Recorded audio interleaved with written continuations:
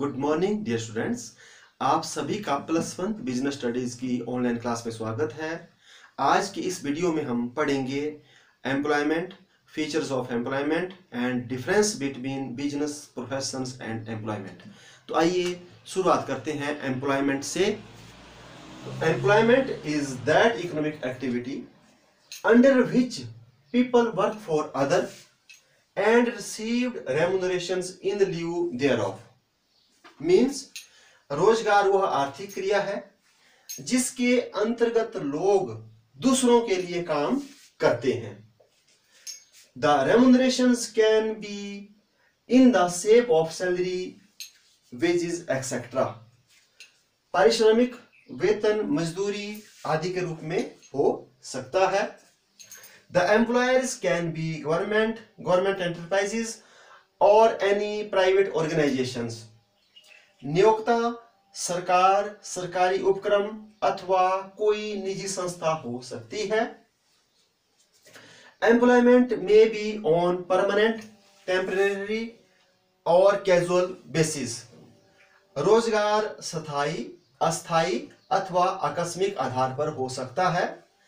Some of the examples of employment are manager, surveyors, laborers, clerk। रोजगार के कुछ उदाहरण हैं प्रबंधक, पर्यवेक्षक, श्रमिक, क्लर्क आदि। तो अब मैं आपको समझाता हूं कि रोजगार क्या है, एम्प्लॉयमेंट क्या है। तो एम्प्लॉयमेंट क्या है? यह एक आर्थिक क्रिया है। कैसी क्रिया है? आर्थिक, धन से संबंधित है। इसके अंतर्गत क्या होता है? एक व्यक्ति का दूसरे व्यक्तियों के साथ जो है एक समझौता हो जाता है। क्या होता है इसमें? एक व्यक्ति का दूसरे व्यक्ति के साथ समझौता, एग्रीमेंट हो जाता है और उस एग्रीमेंट के तहत एक व्यक्ति दूसरे व्यक्तियों को अपनी सेवाएं देता है। तो एम्प्लॉयर और एम्प्लॉइज के बीच में क्या हो जाता है? एक एग्रीमेंट। और फिर जो एम्प्लॉयर बोलता है, जो मालिक बोलता है, एग्रीमेंट के अकॉर्डिंग जो एम्प्लॉइज होता है उसको वो काम करना पड़ता है।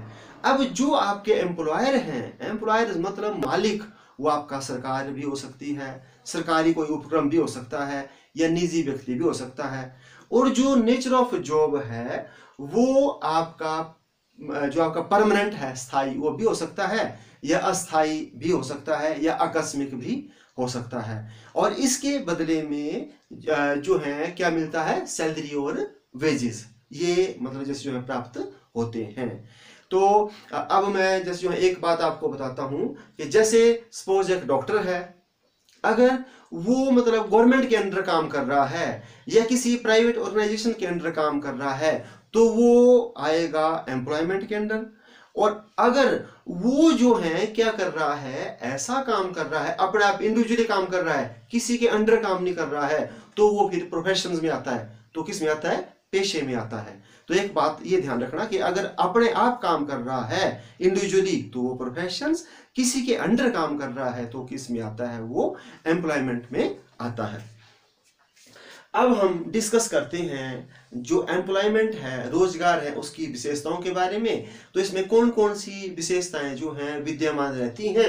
तो फर्स्ट जो है इसकी फीचर है सर्विस टू अदर, मीन्स दूसरों के लिए सेवा। तो इसमें क्या की जाती है? दूसरों के लिए सेवा की जाती है, इसमें दूसरों के लिए काम किया जाता है। तो सबसे पहले फीचर्स ये है, इसमें दूसरों के लिए क्या किया जाता है? काम। दूसरा कौन? जो मालिक है, मालिक के लिए काम किया जाता है। सेकंड हो जाता है पर्सनल सर्विस, व्यक्तिगत सेवा। मतलब सेकंड फीचर्स ये है कि आपको सेवा खुद देनी पड़ेगी। ऐसा नहीं मतलब जैसे जो है अपॉइंटमेंट आपकी हुई है, आप अपनी जगह किसी दूसरे को सेवा करने के लिए भेज दें, तो ऐसा नहीं होगा।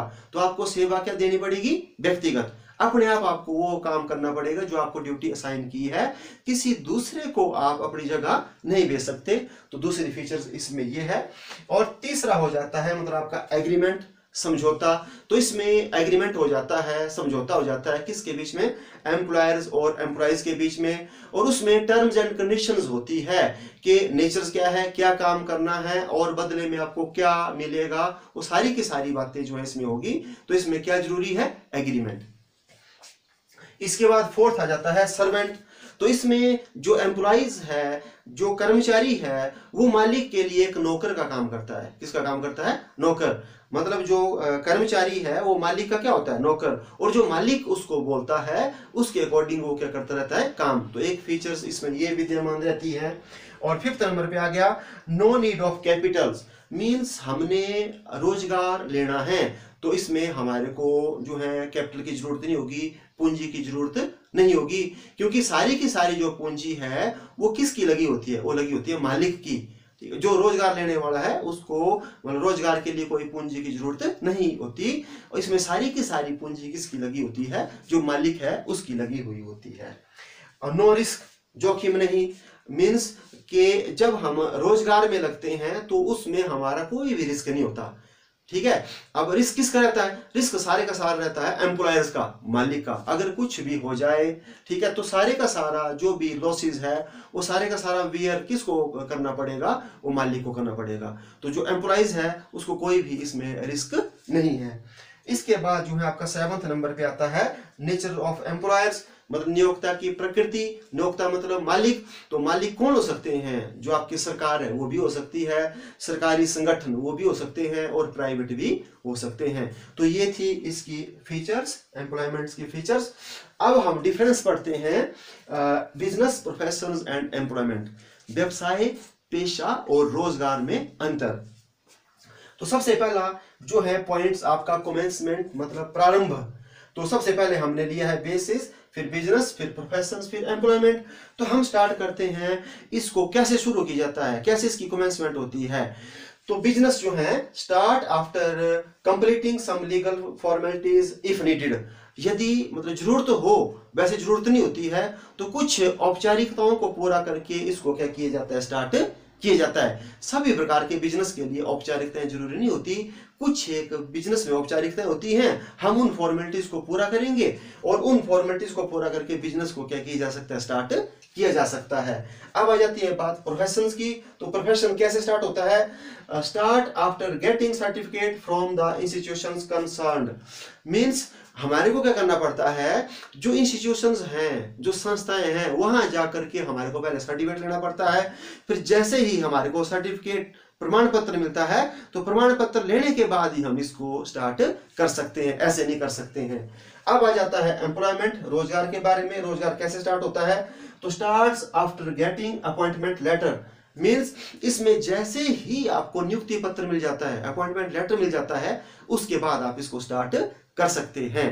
तो ये था कमेंसमेंट, कैसे स्टार्ट हुआ। अब सेकंड जो है, जो बेस हम ले रहे हैं, वो ले रहे हैं नेचर ऑफ वर्क, मतलब कार्य की प्रकृति क्या है, कि बिजनेस में कौन सा काम होता है, प्रोफेशन में हम क्या करते हैं, एम्प्लॉयमेंट में क्या काम करते हैं। तो हम सबसे पहले देखते हैं बिजनेस में। तो बिजनेस में क्या होता है? Production of things and services and buying and selling. मतलब जो बिजनेस है उसमें हम उत्पादन करते हैं वस्तुओं और सेवाओं का। क्या करते हैं? उत्पादन बनाते हैं वस्तुओं और सेवाओं को, और फिर उनका क्रय विक्रय खरीदते और उनको क्या करते हैं? बेचते हैं। तो इसमें आया उत्पादन, और फिर उत्पादन करने के बाद उनका क्रय विक्रय। अब आ जाती है जैसे जो है बात आपकी प्रोफेशंस में। तो प्रोफेशनल सर्विसेज एज स्पेशलिस्ट मतलब ये क्या करते हैं? मतलब एक विशेषज्ञ के रूप में अपनी क्या करते हैं? सेवाएं देते हैं। और इसके बाद मतलब बात आ जाती है थर्ड एम्प्लॉयमेंट्स की। तो work allotted by the employers according to the contract. Means इसमें जो कॉन्ट्रैक्ट हुआ है, जो एग्रीमेंट हुआ है, एग्रीमेंट में जो बात बोली हुई है उस बात के अकॉर्डिंग काम किया जाता है। एग्रीमेंट के अकॉर्डिंग काम होता है इसमें। फिर आ जाता है इन्वेस्टमेंट। इन्वेस्टमेंट मतलब हमारे को पैसे की जरूरत कहाँ कहाँ होती है, विनियोग की जरूरत कहाँ होती है। तो capital is needed according to nature and size. Means business में क्या होता है? उसकी प्रकृति, हम किस टाइप का बिजनेस कर रहे हैं और उसका साइज कितना साइज है, उसके अकॉर्डिंग मतलब जैसे जो है पूंजी की जरूरत होती है। और दूसरा नंबर पे आ जाता है आपका प्रोफेशंस। तो generally a little capital is required. मतलब इसमें ज्यादा नहीं, थोड़ी जैसी पूंजी चाहिए होती है प्रोफेशंस में भी। क्यों? जैसे सपोज एक डॉक्टर जो है अपना क्लिनिक चलाता है, तो क्लिनिक चलाने के लिए उसको एक बिल्डिंग लेनी पड़ती है, ठीक है, उसका किराया देना पड़ता है, उसका बिजली का बिल, टेलीफोन का बिल देना पड़ता है, तो थोड़ी जैसी इसको भी मतलब जैसे जो जरूरत होती है। लेकिन एज कंपैरिजन टू बिजनेस बहुत कम होती है, बिजनेस में ज्यादा कैपिटल्स की क्या होती है, जरूरत। और थर्ड आ जाती है बात एम्प्लॉयमेंट की, तो there is no need of capital, यहाँ पर पूंजी की कोई भी जरूरत नहीं होती। क्यों? क्योंकि सारी की सारी पूंजी कौन लगाता है, सारी की सारी पूंजी लगाता है मालिक। अब आ जाता है मतलब हमारे पास अगली बात, रिस्क, जोखिम। इट इन्वॉल्व्स हाई रिस्क, क्योंकि जहां पर पैसा लगा है वहां पर रिस्क है, तो सबसे ज्यादा रिस्क कहां होता है, हमारा बिजनेस में हाई रिस्क होता है।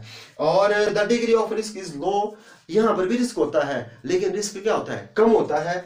और एम्प्लॉयमेंट में कोई रिस्क नहीं होता, ठीक है। तो रिस्क वही लगा होता है जहां हमारी पूंजी क्या होती है, विनियोग, ठीक है। तो यहाँ ज्यादा रिस्क, यहाँ थोड़ा कम, यहाँ पर कोई भी रिस्क नहीं। अब आ जाती है बात क्वालिफिकेशंस की, कि हमारी की जो है योग्यता कहां कहां पर जरूरी होती है।